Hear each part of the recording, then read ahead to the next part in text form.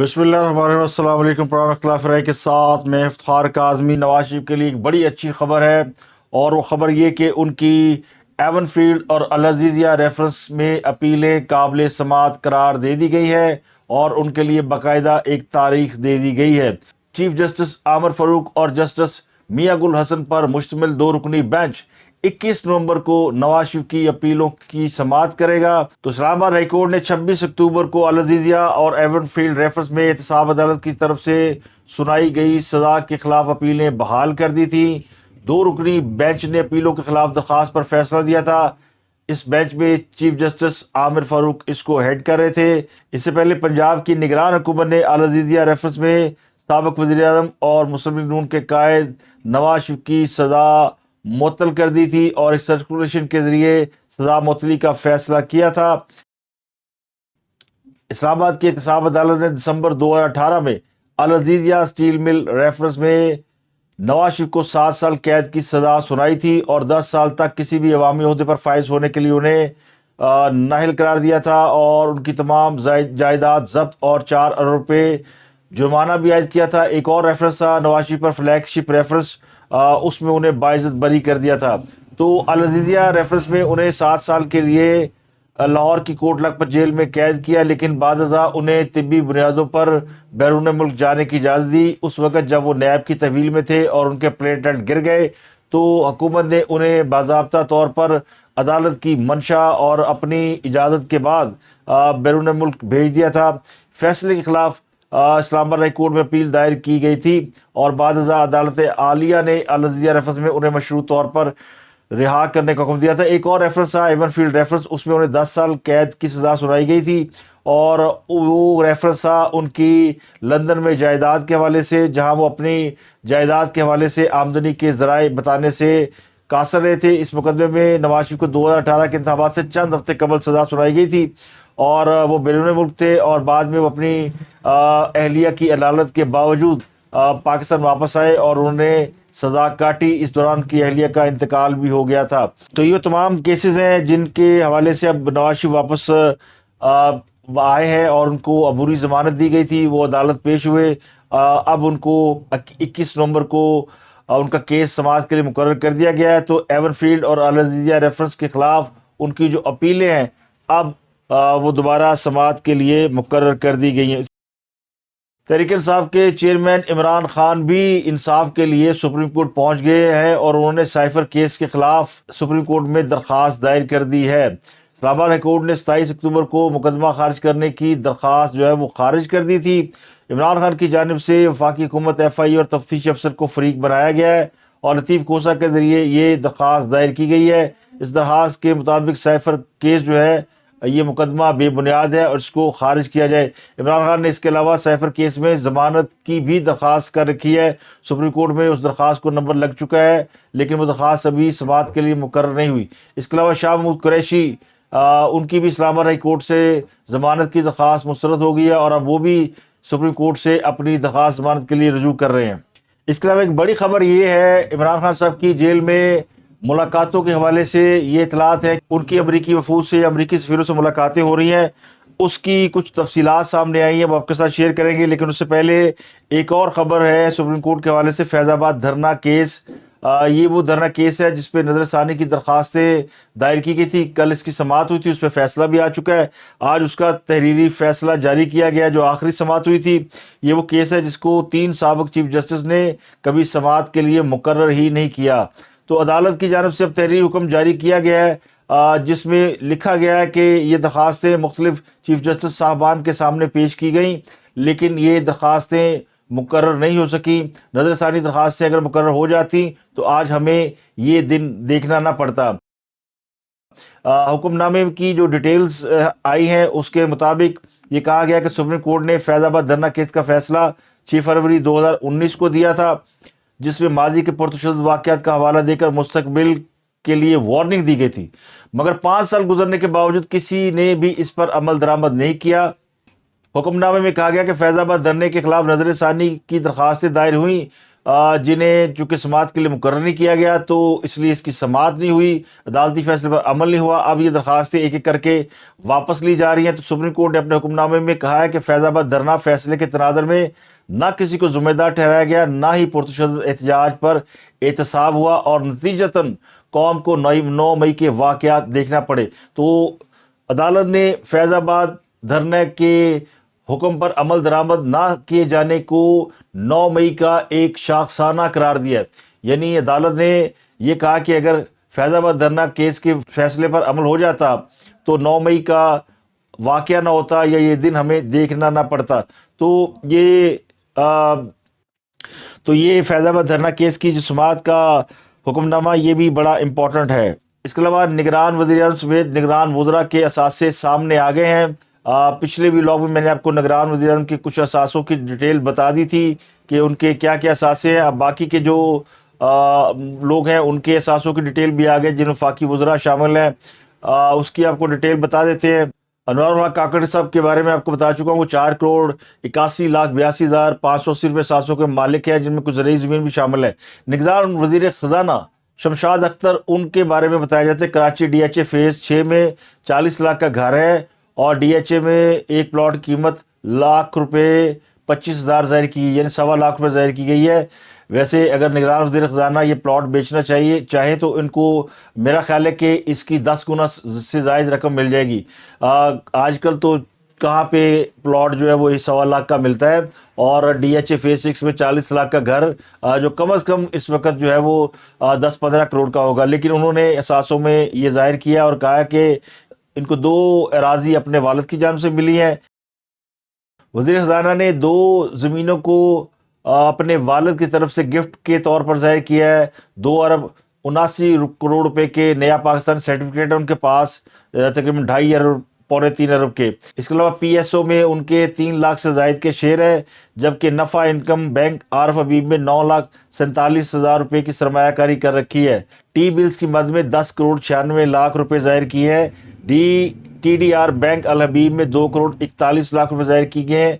इनके पास सिर्फ 2 लाख रुपये मालियत का सोना और 19 लाख 46,000 रुपये कैश है। बैंकों में 39 लाख 24,000 रुपये, जब फर्नीचर की मालियत 2 लाख रुपये है। इस पर सवाए हंसने के और कुछ नहीं किया जा सकता। वैसे कौम को मुबारक हो कि आपके निगरान वज़ीर ख़जाना बिल्कुल गरीब नहीं है और पाकिस्तान के हर बड़े सूदखोर के पास उनकी इन्वेस्टमेंट नज़र आती है। इसको आप इन्वेस्टमेंट कह लें, इसको आप बचत स्कीम कह लें, लेकिन उन्होंने काफ़ी मालियत की जो है वो काफ़ी इन्वेस्टमेंट कर रखी है। बहरहाल वज़ीर दाखिला सरफराज बुगटी साहब वो कहते हैं जी मुल्तान में उनके पास 2 कनाल का एक घर है जिसकी मालियत 1 करोड़ है। मुल्तान यूनाइटेड माल में 2 करोड़ 50 लाख रुपए का फ्लैट है। इस्लामाबाद में 3 करोड़ 12 लाख रुपए मालियत का घर है। कोयटा में 1 करोड़ का प्लॉट है। 50 लाख रुपए उन्होंने CNG सुई में इन्वेस्टमेंट कर रखी है, उनके शेयर हैं।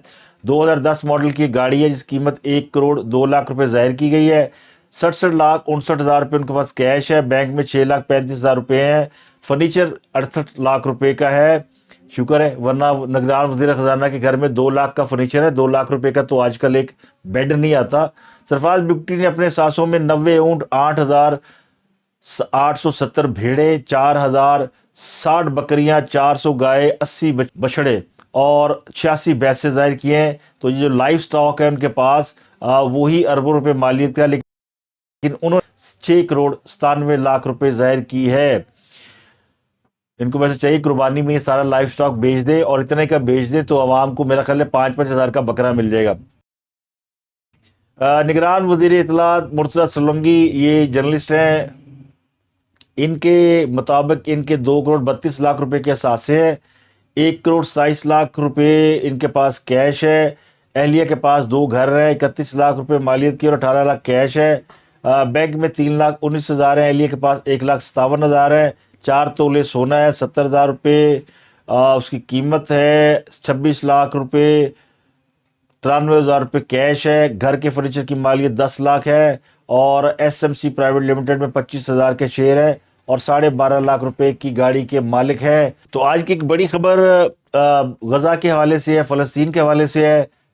फ़लस्तीन और इसराइल के दरमियान जारी जो کشیدگی ہے وہ اب بڑھتی جا رہی ہے، اور امریکی صدر جو ہے وہ اب اسرائیلی کارروائیوں کی ڈھال بن گئے ہیں۔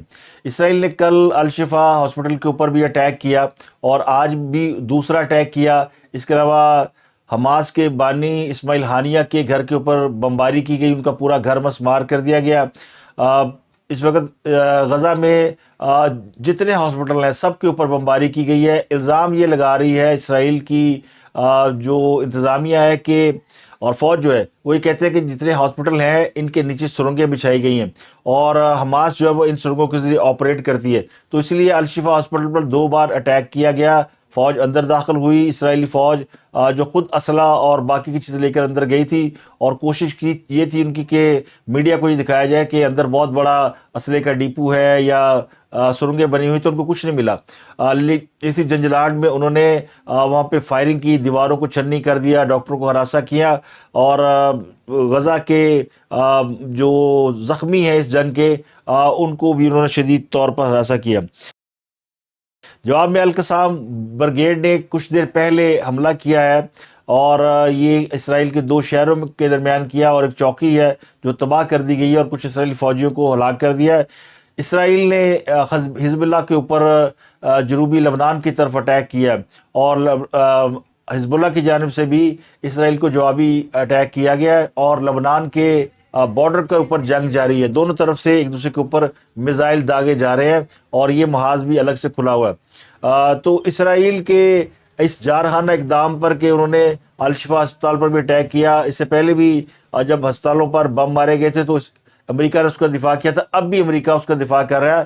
اور بائیڈن نے چینی صدر سے ملاقات کے بعد صحافیوں سے گفتگو کرتے ہوئے کہا کہ اسرائیل کو ان کارروائیوں کا حق حاصل ہے، وہ دفاع کا حق استعمال کر رہے ہیں، اور اس جنگ کو جو ہے یعنی وہ کوشش کر رہے ہیں کہ اسرائیل جو ہے وہ غزہ کے اوپر جو ہے وہ قبضہ نہ کرے۔ غزہ پہ قبضہ جو ہے اس کی امریکہ مخالفت کر رہا ہے، لیکن اسرائیلی حملوں کو مکمل طور پہ سپورٹ کر رہا ہے۔ جو اصل صورتحال ہے غزہ کی وہ یہ کہ اسرائیل نے لاشوں کے ڈھیر لگا دیے، وہاں پہ لاشوں کا قبرستان بنا ہوا ہے، تو ہزاروں لوگ جو ہے وہ زخمی ہیں، جن کو اسپتالوں میں طبی امداد دینے کے لیے اب کوئی فیسلٹی بھی میسر نہیں ہے۔ تو دنیا ابھی اس کے اوپر کوئی واضح لائن نہیں لے سکی، اور نہ ہی کوئی اس کے اوپر یعنی ایکشن لینے کے قابل ہے، کیونکہ امریکہ ابھی تک اسرائیل کے ساتھ اسی طرح کھڑا ہے۔ آج کینیڈا کے جو وزیر اعظم ٹروڈو، جسٹن ٹروڈو، وہ کسی جگہ پہ کھانا کھانے کے لیے پہنچے تھے، وہاں ان کو لوگوں نے گھیر لیا۔ تو دنیا میں ہر ملک، چاہے وہ یورپ کا ہے، چاہے مسلم ملک ہے، چاہے نان مسلم ملک ہے، اس جارحیت کے خلاف، اس بربریت کے خلاف بھرپور احتجاج ہو رہا ہے۔ پاکستان میں بھی اس کے اوپر بہت زیادہ احتجاج ہوا ہے، لیکن ابھی تک کوئی پریکٹیکل اس معاملے میں دنیا ناکام رہی ہے کہ وہ اس کو کسی طریقے سے روک سکے۔ بڑی بڑی جنگیں ہوئی ہیں جن کو روکنے کے لیے دنیا ایکٹیو ہوئی ہے۔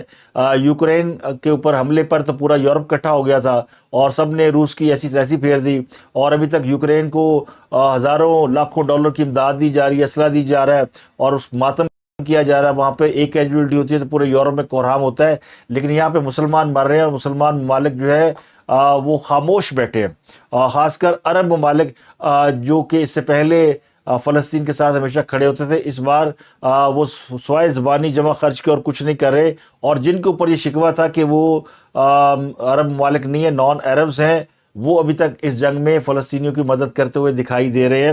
تو یہ اپڈیٹ تھی۔ بہت سے لوگ آپ کو فلسطین اور غزہ کے حوالے سے عجیب و غریب چیزیں بتانے کی کوشش کر رہے ہیں، اور وہ فرشتے مدد کو آگے، اور لاشوں میں سے جو اسرائیلی مر رہے ہیں ان کی، یہودیوں کی لاشوں میں سے بدبو آ رہی ہے۔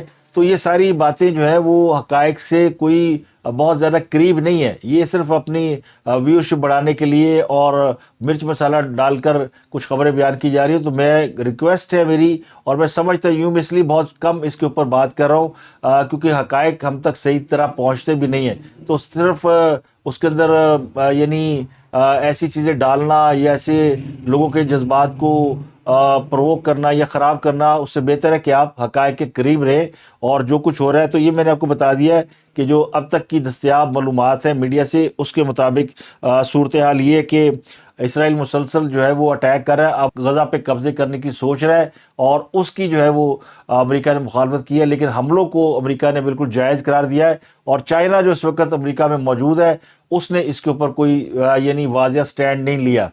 بڑی توقع تھی کہ چائنا اور روس اس کے اوپر واضح سٹینڈ لیں گے، لیکن ابھی تک وہ نظر نہیں آتے۔ اسماعیل خانیہ کے گھر کے اوپر جو ہے وہ بڑی خوفناک قسم کی بمباری کی گئی، ان کی فیملی وہاں نہیں ہے، وہ خود قطر میں ہے، لیکن ان کا گھر مکمل طور پر مسمار کر دیا گیا، اور اس کی باقاعدہ اسرائیل نے ویڈیو جاری کی ہے تاکہ یعنی جو وہاں پہ جہادی ہیں ان کے حوصلے کو توڑا جا سکے۔ تو یہ اب تک کی اپڈیٹ ہے۔ نواز شریف نے معیشت کی بحالی کا آج ایک روڈ میپ دے دیا ہے۔ وہ ملے تھے یہاں پہ، چیمبر آف کامرس گئے تھے، تاجروں سے ملاقات کی، خطاب کیا، کچھ میں نے ڈیٹیل آپ کو پچھلے ویلاگ میں بتا دی کہ انہوں نے ڈالر کے بارے میں کہا کہ ہماری پالیسیاں جاری رہتی تو ڈالر 40-50 روپے کا ہوتا۔ پھر انہوں نے تاجروں کے حوالے سے بھی کچھ باتیں کی۔ تو انہوں نے جو گفتگو کا جو لب لباب ہے ان کی، جو تاجروں کو، صنعت کاروں کو، کہ چیمبر آف کامرس میں آپ کے تمام بزنس ریلیٹڈ لوگ ہوتے ہیں، تو ان کو انہوں نے یہ یقین دلایا ہے کہ جب ان کی حکومت آئے گی تو وہ شرح سود میں کمی کریں گے اور مہنگائی میں بھی کمی لے کر آئیں گے۔ اس کے علاوہ وہ ہر قسم کی سہولت دینے کے لیے تیار ہیں۔ مثلا انہوں نے ماضی کی ایک پالیسی کا حوالہ دیا کہ انہوں نے باہر سے جو لوگ رقم لے کر آتے تھے، ان کو انویسٹمنٹ لے کر آتے تھے، ان کو انہوں نے الاؤ کیا تھا کہ ان سے کوئی پوچھ گچھ نہیں ہوگی۔ ہم بھی سمجھتے ہیں کہ اس قسم کی ایکٹیویٹی سے پاکستان کی معیشت بہتر ہو سکتی ہے۔ لوگ انویسٹمنٹ اگر لائیں گے اور ان کو زیادہ پوچھ تاچھ نہیں ہوگی تو پاکستان کی معیشت کو کافی یعنی حوصلہ ملے گا۔ وہ اس بات کے تو قطعی قائل نہیں ہے کہ پاکستان سے کوئی دولت جو ہے وہ ناجائز ذرائع سے کمائی ہو اور اس کا بزنس کریں، لیکن وہ سمجھتے ہیں کہ باہر لوگ جاتے ہیں کمانے کے لیے، تو پھر جب واپس آتے ہیں تو پاکستان میں وہ اپنے لیے کاروبار ڈھونڈتے ہیں، اور بیرونی دنیا بھی پاکستان کے اندر کاروبار ڈھونڈنے کی یا کاروبار کرنے کی کوشش کرتی ہے۔ اسی طرح یہ جو ابھی ایک بہت بڑی فیسیلیٹیشن کونسل بنائی گئی، جس کا ایوان وزیر اعظم کے اندر ایک آفس بنایا گیا ہے، وہ بھی اسی مقصد کے لیے بنائی گئی ہے، اور ان فیوچر میرا خیال ہے یہ کافی اس کو سپورٹ کرے گی۔ تو نواز شریف کی جو تقریر تھی وہ بڑی پازیٹیو تھی۔ انہوں نے بجائے دوسروں پہ الزام لگانے کے کچھ انہوں نے اپنے حوالے سے بھی ایک انلائٹڈ قسم کی چیز دی۔ تو چونکہ سیاست میں ابھی الیکشن کا ماحول شروع ہو گیا تو ایک دوسرے کے اوپر الزام تراشیاں بھی ہو رہی ہیں، اپارٹ فرام اس کے کچھ اچھی چیزیں بھی ہو رہی ہیں جو میں نے آپ کو بتائی ہیں کہ وہ کیا ہے۔ اس کے علاوہ کل پروگرام میں میں نے ذکر کیا تھا کہ نواز شریف بلوچستان گئے اور وہاں پہ بہت ساری سیاسی جماعتوں کے لوگ جو ہیں انہوں نے شمولیت اختیار کیا، تو وہ روانی میں میرے منہ سے جے یو آئی بھی نکل گیا کہ ان کے لوگ بھی مسلم لیگ نون میں شامل ہوئے، تو ایسی بات نہیں ہے۔ جے یو آئی کا کوئی بھی رکن جو ہے وہ مسلم لیگ نون میں شامل نہیں ہوا، البتہ be N P, Tehreek Insaf, باپ پارٹی اور اس طرح کی جو 3-4 وہاں پہ نمایاں جماعتیں، ان کے لوگ ضرور شامل ہوئے ہیں۔ جے یو آئی کے حوالے سے میرا موقف یہ تھا کہ بلوچستان سے یہ امید لگائے ہوئے کہ وہاں کچھ لوگ ان کی جماعت میں شامل ہو گئے اور انہیں پولیٹیکل سپورٹ ملے گی، ایون دو کہ جے یو آئی بڑی تگڑی ہے بلوچستان میں اور پیپل پارٹی کے بھی کافی لوگ ہیں، تو ان کو یقینی طور پر اس بات سے پولیٹیکلی نقصان ہوا ہوگا کہ یہ تمام چیزیں جو ہیں وہ نواز شریف جو ہے وہ کیپچر کر چکے ہیں۔ اب اگلا مرحلہ نواز شریف کا جنوبی پنجاب کا ایک محاذ ہے، اور وہ وہاں بھی سرپرائز دینے جا رہے ہیں۔